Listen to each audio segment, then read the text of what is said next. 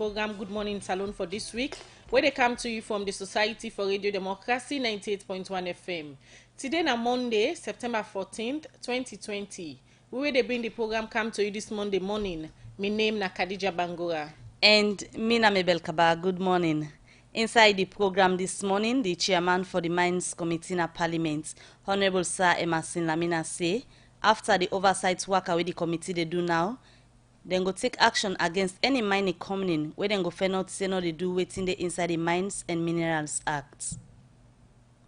The outreach focal person for the residual special court na Salon, Patrick Fatoma, say the court don't agree for make first term commander na the 11-year rebel one na Salon, Augustine Bao, can do imbalance 8-year jail sentence na Salon.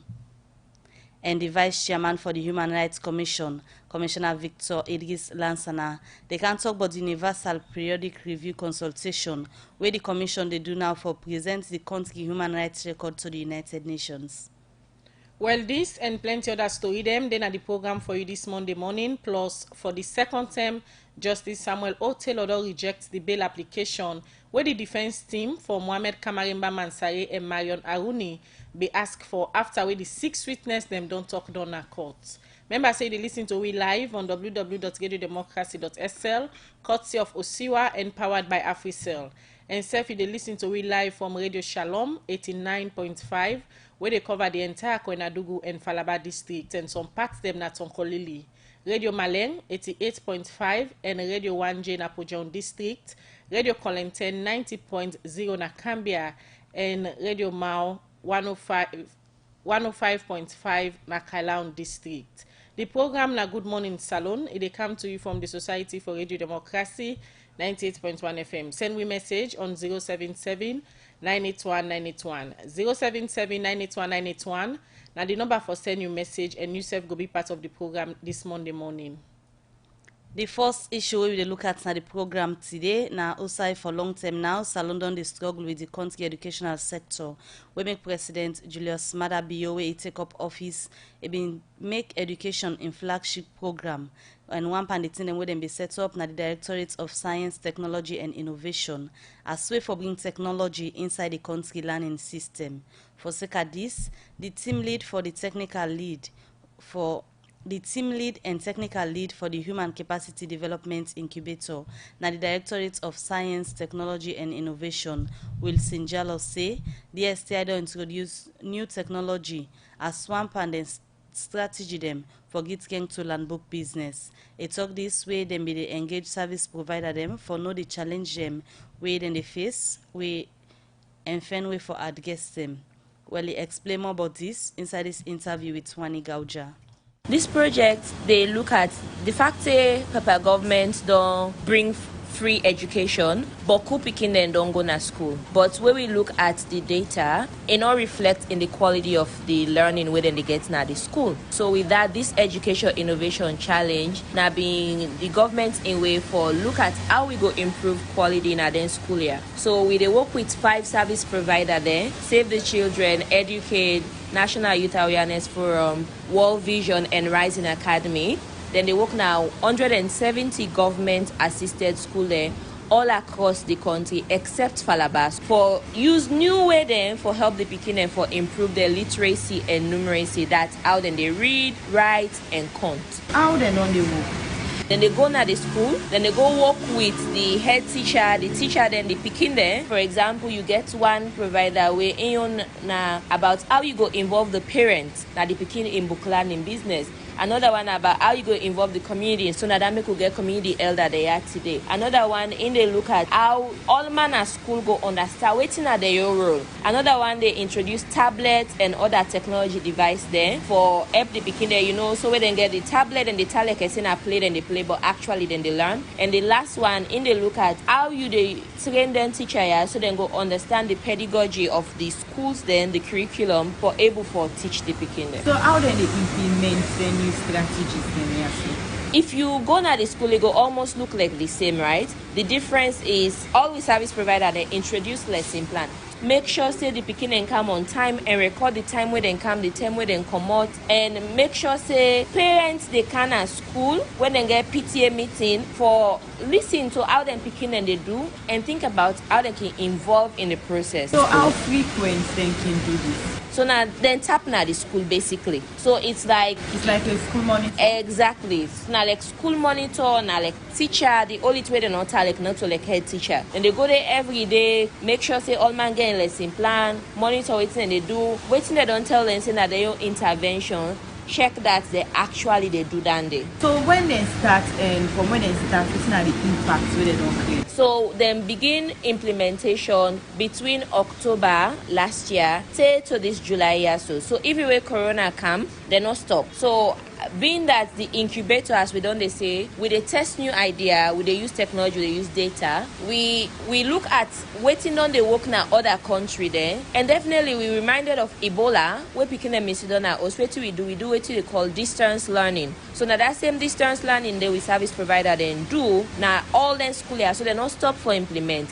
Waiting at the impact beyond the report what we don't get, we not go know. Now that make we get for do waiting we call endline evaluation. When we do the endline assessment, then we go know almost they don't score now, how they don't improve. So then they go happen October, November, December this year, and that information they as always we go publish them to the public. We they get involved, sometimes if needed we go travel, but we hardly don't need for travel, because the district director of education is very competent, as well as we partners there. So when challenges can they then tell we think about how we intervene and we help for think we resolve them. Okay, so I'm disabled picking now one way they always done the complaints so now don't they left them out way camp and projects them. This project so now they do una cater for them. As long as you did at the school, whether you disabled, whether you a girl picking, whether you get belay, provision don't be made for you. Extra thing what they do for the people with special needs, then disabled people. So especially the deaf and dumb and blind. So within the school them, the one that way we don't they work with, we know don't get like a report say we get picking there when are deaf, when are dumb per se. As you know, most people then can send them picking now this school na free town for the deaf and the dumb. So within the 170 school there, I know they say they're not there, but we know what we don't do with interaction, we know see them there. And it's possible against now just because most people prefer for selling a picking a year because now like a compound, like a boarding home for land from this government assisted. Yes, but every government assisted school, as long as picking there with disability, we they make provision for that. Waiting at that provision, I'm not going to tell you exactly because I know they now on a needs basis, right? For example, if you know they see, it means that you get special way out and go attend to you. If you know the area, it's different from that person when in foot they at. So it depends on waiting at your disability. So now so we don't they work with it all. What are some of the challenges them way them? Some of the challenges although yeah, things like the road. So some field officer get for cross water for going to the school side they assign her. And sometimes then both the way they in a periodic term then they can they. You get challenges like you get teacher the way train and qualify, but they know they pay them. So then rather they apply now for me then send in a free turn down for them at the district here. So lots of challenges, but we don't they work with service provider and then they said don't they work with the school then for help resolve most of them. Okay, so in young group the one of the challenges them where there is about some teachers them way no sabi speak better English but yet still they want to teach the picking them. So in that scenario then the way to una dey. Before this time, the school will just get a teacher, a go in, wait to teach the beginning, and God knows, we're ready back a commodity. But now, we service provider and they make sure, say, then check. So then they do then granular level training. So even the least qualified teacher know waiting for teach the beginning. All right, so that's now the team lead and technical lead for the Human Capital Development Incubator. Now the Directorate of Science, Technology and Innovation will see Jallo in the talk that interview there with Wani Gauja for Seka. One new technology where he said and they introduced now the Konski learning system. We continue with the program. Good morning, Salon, where they come to you from the Society for Radio Democracy, 98.1 FM. Well, as you hear from one part, we headline them this morning at the program. We'll get the vice chairperson for the Human Rights Commission, where na Commissioner Victor Lansana. The day between at the studio this morning, they can talk about the Universal Periodic Review Consultation, where the commission they do now for present to what the country in human rights record to the UN. Good morning, Commissioner Lansana, and welcome to the program. Good morning, Salon. Good morning, it's a pleasure. All right. Well, the Universal Periodic Review na process where all the United Nations member states them can do. USAID then can use this particular process for look inside the human rights record them. After the assessment here, the council can look inside different area them and make recommendation them on USAID country them for improve where campaign human rights situation and then different country them. Then they do this after every 4 years. USAID then can analyze and look inside issues them we get for do with human rights na member state country them, and after they don't analyze then can same way so make recommendation them we country them for meet. Well, inside 2016 the council will make over 200 recommendation them to Salon. For sake of the recommendation there after every 4 years, then supposed to report back to the UN Council. Well, the Human Rights Commission don't meet with different CSO them outside their own consultation, but the over 200 recommendation them would they be make but Salon. For can't tell we about this consultation this morning, then we could get the vice chairperson for the Human Rights Commission. Before we look at the consultation, Mr. Lansana, you can take people them back on some of the key recommendations them, because now over 200 recommendations them we make for Salon inside 2016. What are the key one them when they look inside? Thank you very much, Khadija.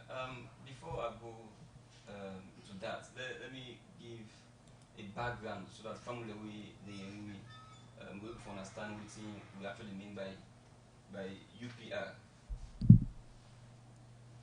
Yes, so I say we need to give family the opportunity for me to know actually the background to UPR. Of course, like you say in your intro, the UPR and a Universal Periodic Review, we the United Nations Human Rights Council actually by resolution 6251 in 2016 and 206 actually put together so that they were able to monitor and assess about 193 states, the member states then.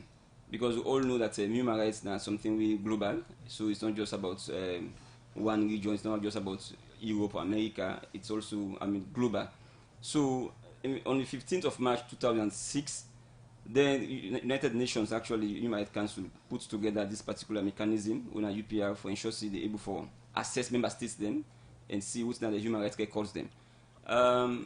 Sierra Leone, we first get the opportunity for be assessed, for be reviewed in 2011, and so after that also we get the second review will take place for Sierra Leone in 2016, because normally when there is an assessment session, they get about 48 member states away they can assess per time.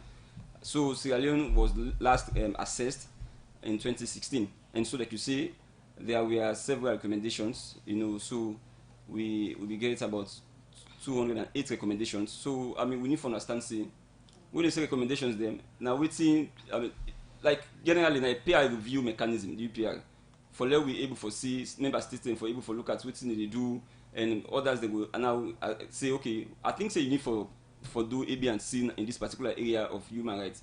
So those 208 recommendations that we member states be put together for Sierra Leone, we actually, as the states, as the country, we accept about 117 of them.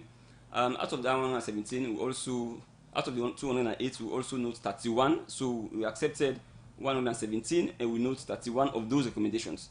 So it's very important for them to understand that Sierra Leone, as the state, it doesn't matter which government they in power or which party they in power. It's a continuous process. So in 2016, those 208 recommendations were given to the state of Sierra Leone, and so now during that period, like you say, a 4 years period before another assessment will take place.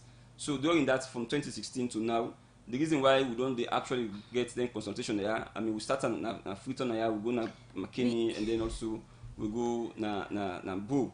So now for we able for talk to stakeholders then, civil society groups, them, district human rights committees, the media, and also members of the MDAs. So for them we able to know, get from their own views, waiting at the progress made so far, what are the challenges, for the past from 2016 where the Sierra Leone was last reviewed. We can look at the consultation we una they do now, but you just don't say una accept but 117 of the recommendations them now the last review will be happen in terms of recommendations so then begin at the end of the day.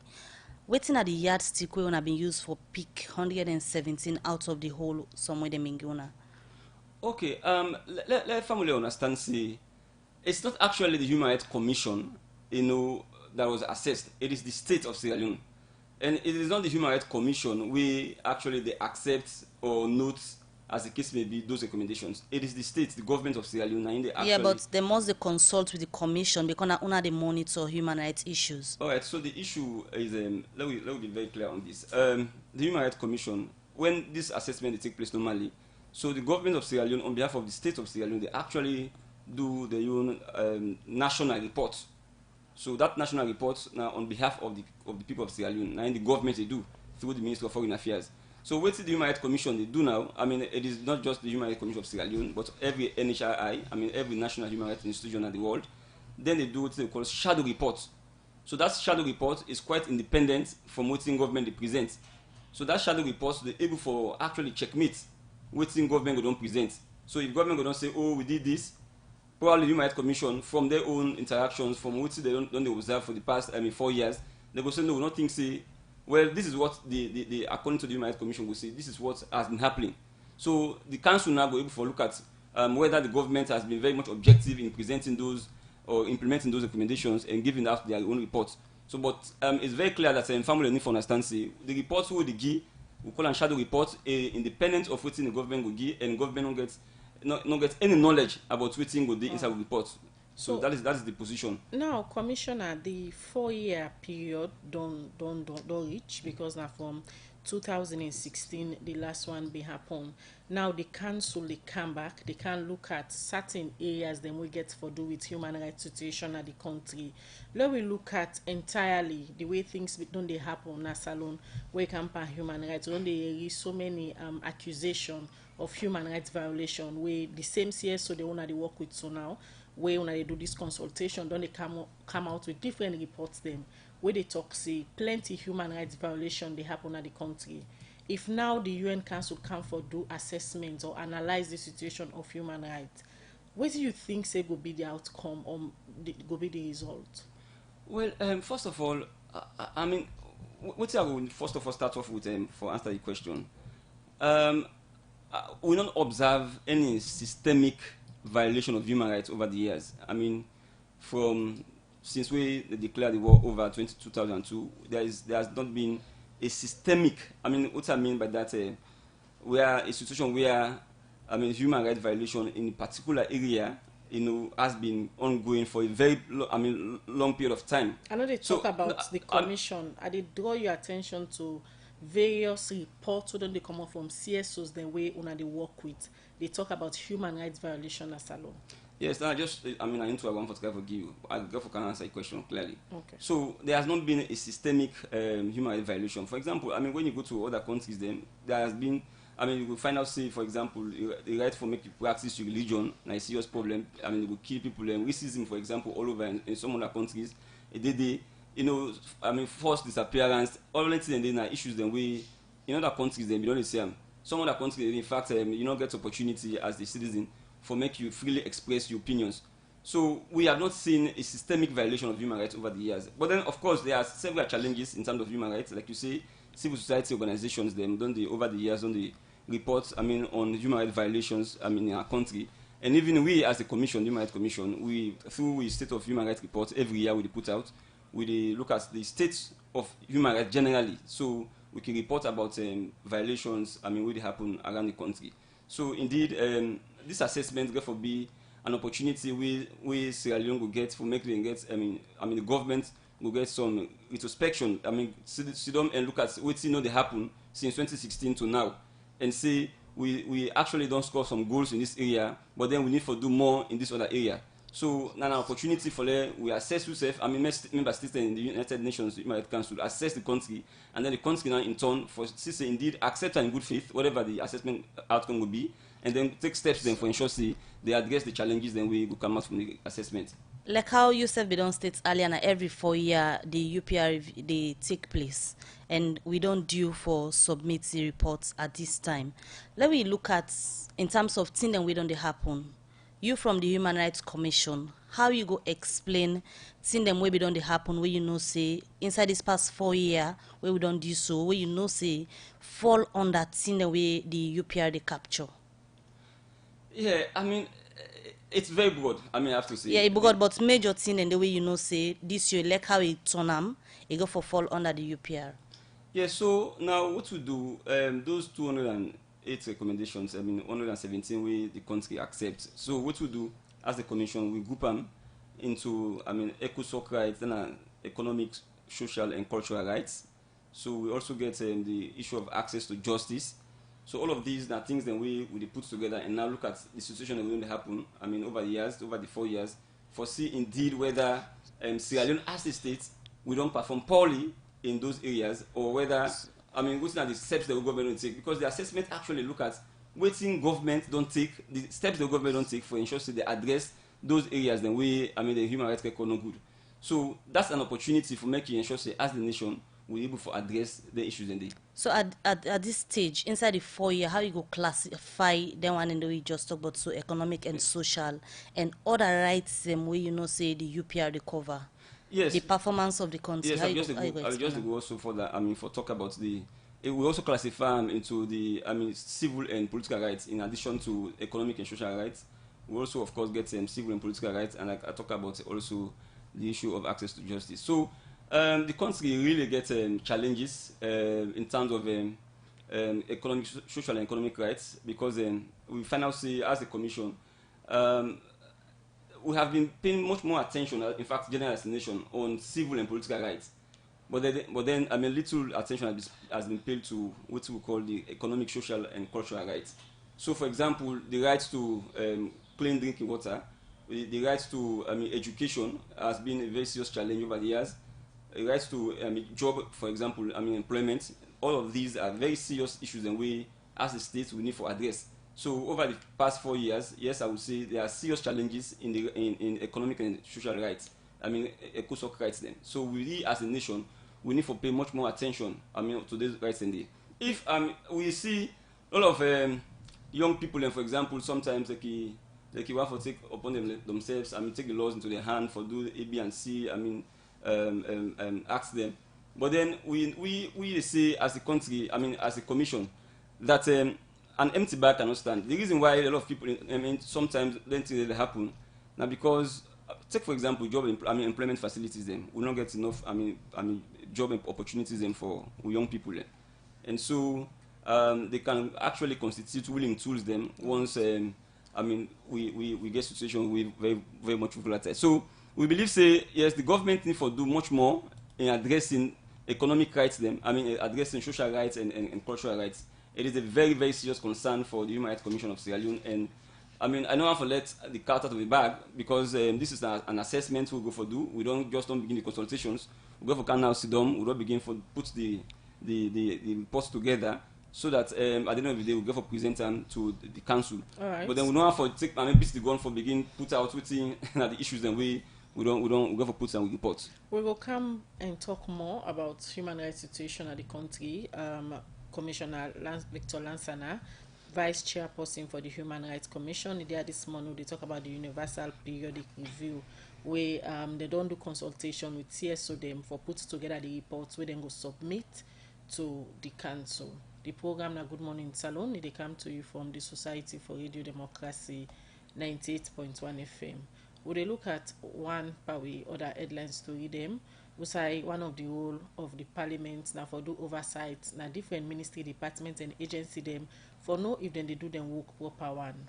This make member them from the Mines and Minerals Committee been go do oversight na mining company na put local Tonkolili and Kono districts for know the work where they do.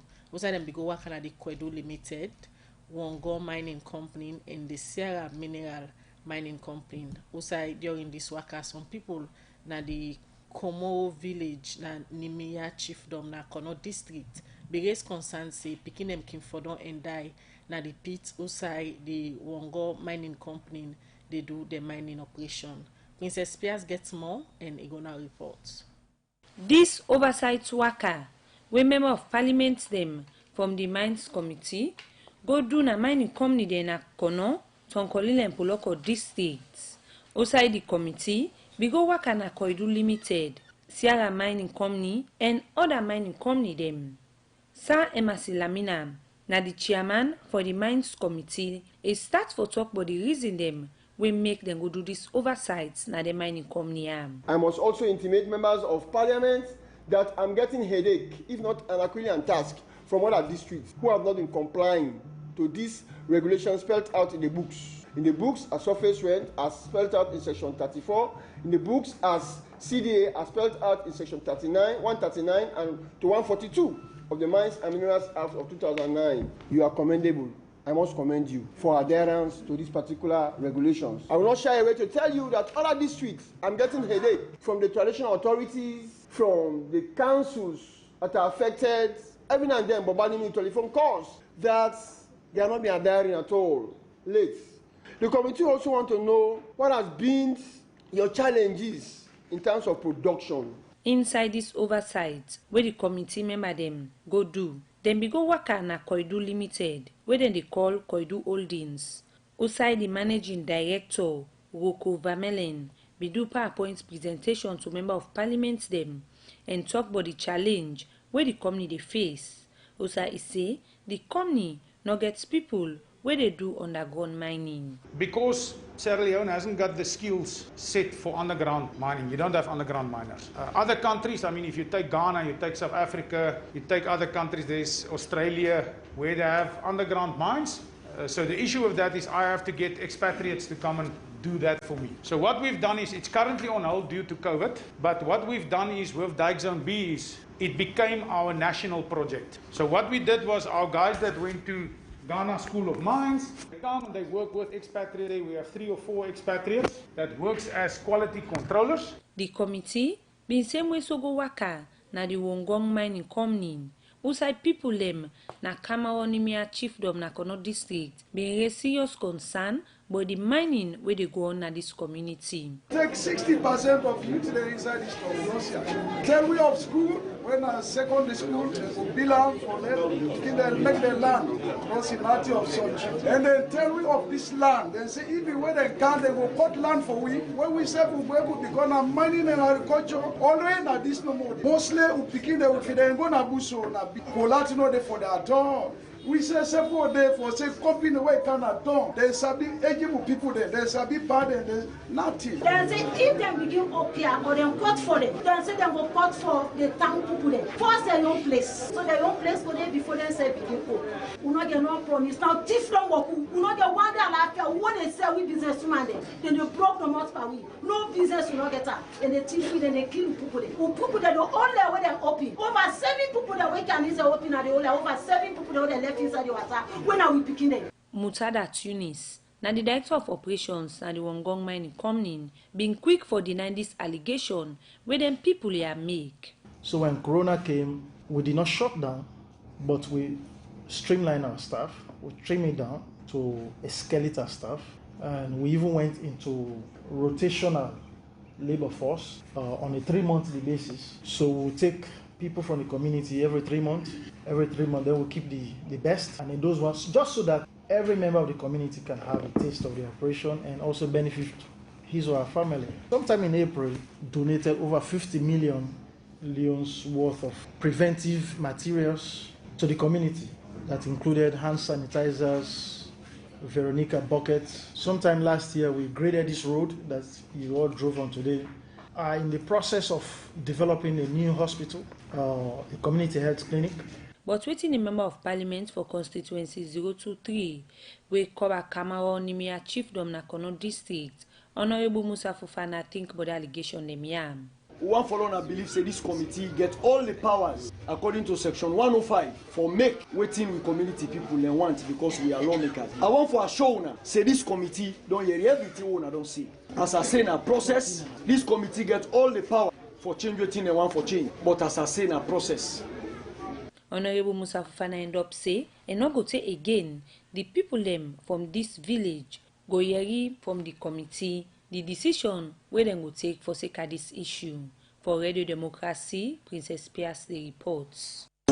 Salon Commercial Bank don't come with new banking products them for make life easy. With Million Online Bank and Million Mobile app, you can able for use Salon Link money transfer for send money to anybody like you not get bank account. Transfer or receive money na the same bank or any other bank. Transfer money to person or office like you not get the account number. Buy Etisalat, pay other bill them, and now get advanced salary. You don't need for worry again, but almost money then you earn. Because you can able for pay for things the way you buy in a supermarket and other shop them with the quick response code payment. Yagbadon done for the boss man them. With Million Online Direct, you can upload salary, pay all your supplier them, sell forex to Salon Commercial Bank, and watch your account anytime. If you need the app, download them from Google Play Store or any Apple Store, or go to Salon Commercial Bank website www.slcb.com. Sierra Leone Commercial Bank, delivering value. The program is still listening to now. Good morning, Salon. They come to you from the Society for Radio Democracy 98.1 FM. We still get Commissioner Victor Idrissa Lansana at the studio. He come out at the Human Rights Commission and at the Vice Chair there this morning. They tell you about the Universal Periodic Review consultation we the Commission they do now. We go for a look into the consultation, but we just get background information on waiting be done they happen as the United Nations under the UPRB don't review Salon 2 term, and this are the third one we the Konski they prepare for so now. Among the other review them where the Konski be don't be parts of waiting different don't happen. Where you look at waiting them don't recommend, these are the past to review them. Waiting different don't happen as to they prepare for the third one. Well, you know, different things that actually do happen in terms of implementation, because government gets the responsibility, the obligation, I should say, for ensure say the recommendations that normally we go sign up to, we go accept, they actually implement them before the next review. So a lot of things, you know, for example, that one of the recommendations that we come out from that 2016 assessments, now that government for ensure that there is, education and quality education, we improve as a state on education generally. And so we see how over the years, you know, government on the ensure say there is education for all, that inclusive aspects of education for be very much alive. And so we see, for example, the implementation of the free quality education.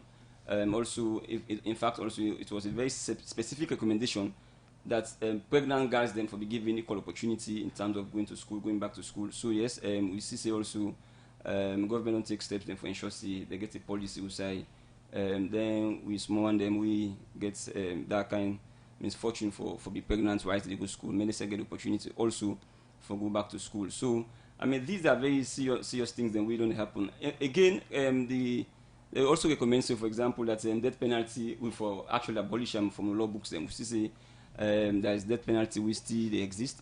But then, although we know say governments don't clearly have a law, we don't abolish that. But we see there is successive governments they ensure say they get a moratorium on death penalty, so that we not see who say they will kill somebody from a court proceedings them. So it's very important that we understand all of these issues then. Government gets the obligation, and this is very important for government to understand, that they get the obligation not just for go and sign up to say, oh, we accept all of these recommendations, we accept only 70 recommendations, but then when you come back home, you turn it back on those recommendations. You need to ensure say you implement those recommendations. So it's very important as a state for let we not go na then kind international arena them. When they assess we, then we get the need for we feel ashamed or embarrassed. Earlier, where you be explain about the key area them where this una been focused on, you make mention of access to justice, economic and social rights. And we'll talk about access to justice. You self go agree with me, say, based on things that will not happen in the country, now a challenge. If the states for report back to the council and then for look at the access to justice na salon, how you think say salon go perform in that particular sector there? Well, you know, access to justice is a very serious issue in the human rights world, because you want for ensure say you people number one, first of all, trust in the justice system. You want for ensure say justice they na the doorsteps them of people them. And so as we speak right now, you know, we're not able to forget, for example, magistrate courts them. I mean, just an example, magistrate courts them are every district or every corner of this country, and that's the impede the issue of access to justice. And I believe say indeed, although there has been strides for make sure say they improve the judiciary don't put up some measures, then put in place some measures then for improve access to justice, but we believe say there is much more to be done for ensure say we get an improved form of a way whereby with people and be able to get access to justice. And access is one. You know, access simply means you're able for when you get your problem, you're able for you get the particular infrastructure or institution we did it for make you able for report you whatever grievance we get and then they address them. So that is just one. That is when you get the access. But then number two, and which is very much important, now for let the people are able for trust the judicial system in a way that I know say when I feel offended by somebody, me or somebody don't, or whether a government officer or whosoever, I take me case to court, I go forget, I mean, the kind of remedy way. So then is, I mean, generally. But all of them here, Commissioner, I know they happen in a salon because different perceptions of them, don't they come out? So they show say the people not even get confidence in the judiciary. Yes, so that is the point. So that is the point we are making as the commission. That much more, I mean, needs to be done for ensure say we create confidence in the people then. Because remember say, if you look at the TRC report, several issues then come up, and one of them are access to justice, the lack of access to justice. And the TRC we don't recommend say indeed government for ensure say they actually make justice accessible to citizens then.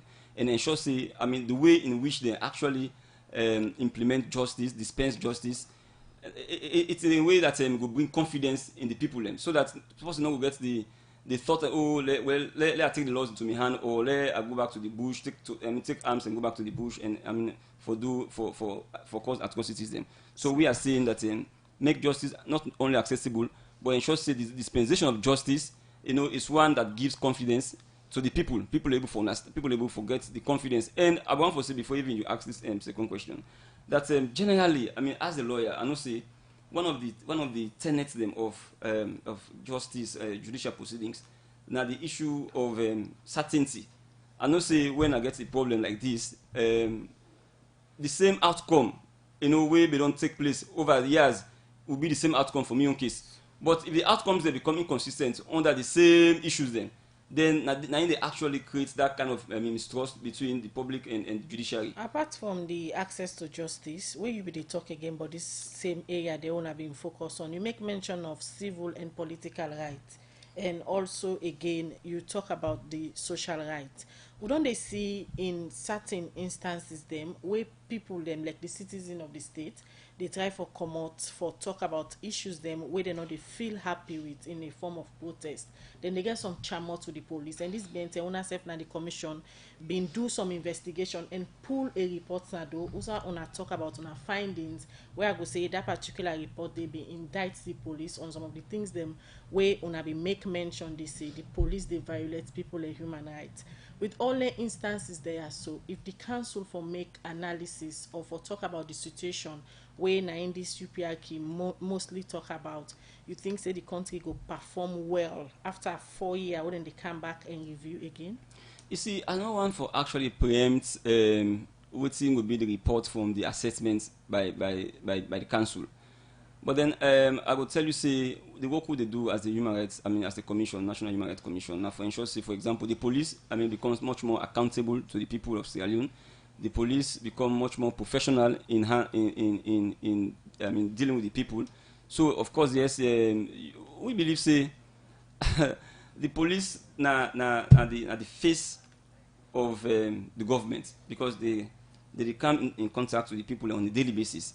And so we, for example, mentioned the issue of protest, and everything.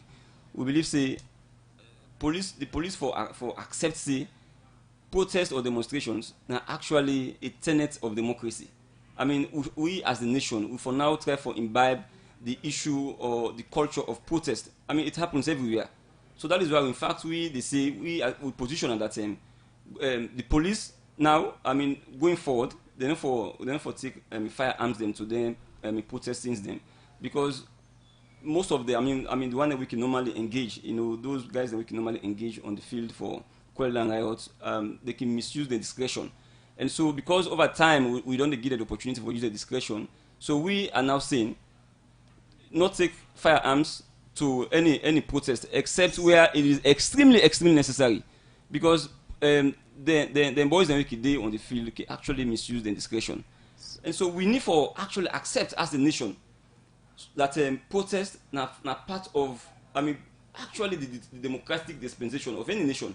So what thing we expect the police and government for do now for ensure say they provide safety gears them. We see in other countries them. I mean, police because they themselves are human beings, so they themselves get lives. So everybody gets the right, I mean, to life. So just as we try to protect the rights of citizens, them, the police themselves are actually citizens. And we only see situations where citizens they actually go against the police. Sometimes police they even lost their lives. They sustain damage or injuries, and that is really condemnable. And we continue to condemn such kind of people and way they attack the police. But we say, I mean, let's also be much more professional as a police institution, and we ask government ensure say they provide the necessary safety gears for the police in calling down riots. Apart from the police, the civil and political space, now one way plenty people on the cry foul say they're not able to express their rights in the from the Human Rights Commission angle, preparing for the Universal Periodic Review. How you go describe the civil and political space, that rights where people forget inside the past 4 years under review, waiting on the happen at this space? Yes, thank you very much. The civil and political space, I mean, if we don't see, there has been some progress. I mean, progress has been made over the years, because we don't see USAI, for example, government go crack down on, or say how it happen in other countries, them say the use of social media, for example, because now, I mean, are the most effective form of communication, or I mean, where people they actually engage for make their views known. Some other countries they even get a blackout on social media, the use of social media. But here, I mean, from 2016 to now, we see everybody. I mean, people they use social media the way they want, internet. So I think there's a space. I mean, I have to say there's a space for many people to actually express their views them. But they could pull out a press release quite recently on hate messages. We believe say yes, as a country, people for indeed get the opportunity, like I mean the Constitution provides down there in section 25, for many people get, I mean, hold opinions and express the opinions them. But at the same time, those opinions, I mean, must be expressed within the ambit of the law, and also, I mean, getting at the back of your mind the reputations of other people them, because other people don't, I mean, Khadija don't build a reputation for over years. You don't go on for let somebody just grab and begin write something away, I mean, no factual about them, and I don't know a tarnishing character and image. So we say, yes, the space will be opened. That is what we call on government for. And we continue to advocate for that. But at the same time, ensure say there is a responsible way of using that constitution provision for let people actually engage. You say this space day. You say there is a space. Okay. Where maybe I'll ask you about the issue of the civil and political rights, if space really day. Whose instance were you able for point at say this na example for sure say space day for let people really perform their rights there in a salon? Okay, we have got as a country, I mean, since the end of the war, we don't we don't get a smooth transition, I mean, from one government to the other.